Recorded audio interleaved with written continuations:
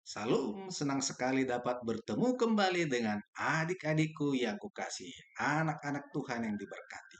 Pada saat ini, kita akan kembali belajar firman Tuhan. Keluarga Yesus menyingkir ke Mesir. Raja Herodes sudah menunggu orang-orang Majus kembali. Dia ingin mereka membawa berita tentang raja yang baru lahir itu.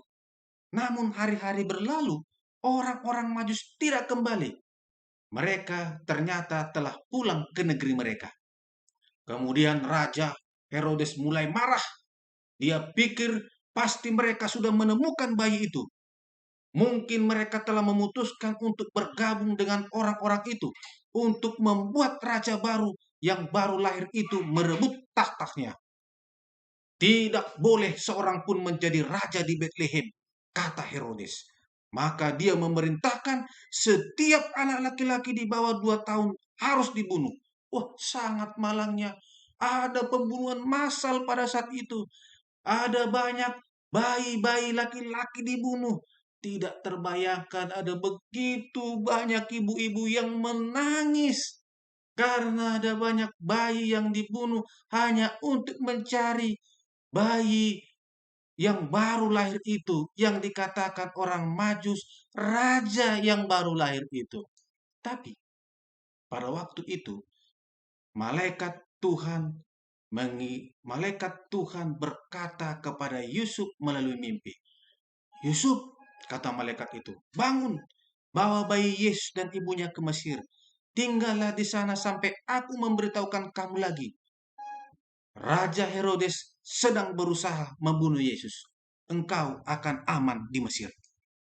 Segera Maria dan Yusuf menyiapkan barang-barang mereka. Mereka menaikkannya ke atas keledai. Dengan diam-diam mereka segera berangkat membawa bayi yang mereka kasihi itu. Walau mereka berjalan di tempat yang sepi, tapi mereka percaya kalau malaikat-malaikat menyertai mereka. Setelah tiba di Mesir, Tuhan menyiapkan keperluan mereka. Tentunya mereka memiliki uang dari pemberian hadiah orang-orang Majus. Dan juga Yusuf bekerja menjadi seorang tukang kayu untuk keperluan mereka. Bayi Yesus mulai bertumbuh. Dia sudah mulai berjalan. Dan bisa saja dia sudah mulai lari sana lari sini keliling rumah. Dan bayangkan ketika Yesus sudah mulai mengucapkan kata-kata memanggil Bapak atau ayah, ibu atau mama. Oh, senang sekali orang tuanya. Di mana Yesus sudah mulai bertumbuh besar. Namun, ketika Yesus berumur hampir 3 tahun, malaikat Gabriel datang kepada Yusuf dalam sebuah mimpi. Dia berkata, sekarang sudah aman bagimu untuk kembali ke kampung halamanmu. Orang yang ingin membunuh bayi Yesus sudah mati. Kembalilah ke kampung halamanmu. Sekali lagi, Maria dan Yusuf menaikkan barang-barang mereka ke atas keledai mereka dan mulai berjalan pulang, di mana dalam sebuah mimpi Tuhan memberitahukan Yusuf untuk kembali ke Nazaret dan tinggal di sana. Rupanya, Yusuf berniat menetap di Yudea. Mungkin karena dekat kota Bethlehem, tempat mereka tinggal sebelum mereka melarikan diri ke Mesir. Tapi dia mendengarkan bahwa Arkelaus putra Herodes yang jahat kini menjadi raja di Yudea. Selain itu, dia juga mendapat peringatan dari Allah dalam suatu mimpi. Jadi Yusuf dan keluarganya pergi ke utara dan tinggal di kota Nazaret di daerah Galilea, jauh dari pusat kegiatan agama Yahudi. Disinilah Yesus dibesarkan dan ini sesuai dengan nubuatan bahwa dia akan disebut orang Nazaret. Yesus orang Nazaret. Di dalam keluarga Yusuf, Yusuf mematuhi hukum Allah. Yusuf dan Maria memberikan bimbingan rohani kepada anak mereka.